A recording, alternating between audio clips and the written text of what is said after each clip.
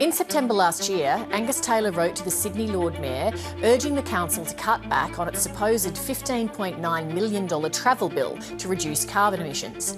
Taylor's office provided the letter to the Daily Telegraph and it ran a story the next day. The figures were wildly wrong.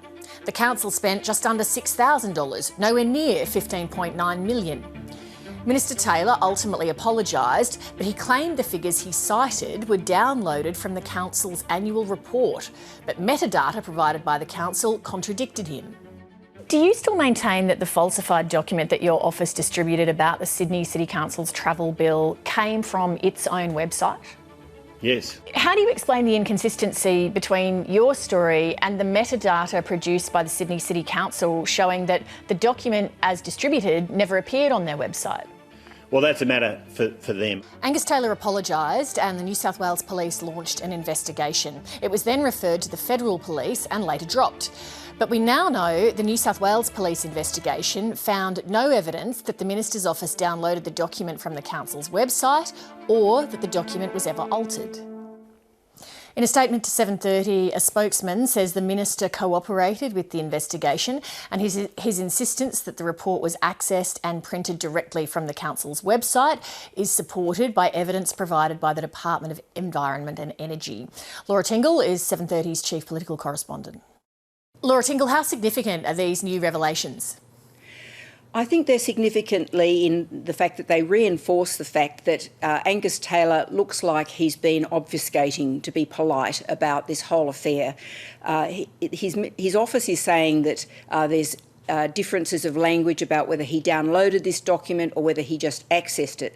But the bottom line here is that the evidence from the New South Wales Police to a New South Wales parliamentary inquiry is that the document that his office says that it was able to access from the City of Sydney's website never existed. This is a fairly significant issue when the Minister has gone in so hard in Parliament insisting that this is what happened. Also, there are signs that while he said he was cooperating with the police, he referred all of their questions through his solicitors. So it's meant that when Parliament resumes in a couple of weeks' time, Labor will be asking more questions about this. Whether it ever gets resolved or not, it's a continuing stain on the Minister's reputation. Laura, on another matter, it looks like tensions are rising with China as the federal government calls for a global independent inquiry into the coronavirus pandemic. Yes, the Chinese ambassador has responded to that call by threatening possible trade sanctions against commercial goods like wine and Australian food. Now, the head of the Foreign Affairs Department, Francis Adamson, called the ambassador. The ambassador has responded to that call this afternoon by suggesting that when he spoke to Francis Adamson, that she actually admitted that there wasn't any grounds for the inquiry and was backtracking at a million miles an hour. And the government has been suggesting that the whole issue would be de-escalated. But in fact, the People's Daily has gone in very hard against the Prime Minister today, essentially saying that he was facing big criticism over his handling of the bushfires and job losses and was trying to deflect criticism by attacking China. So I think this is ramping up rather than down, Lee. Laura Tingle, thank you. Thanks, Lee.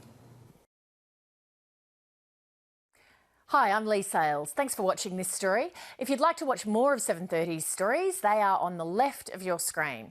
And tap on the button below to subscribe and get the latest from ABC News.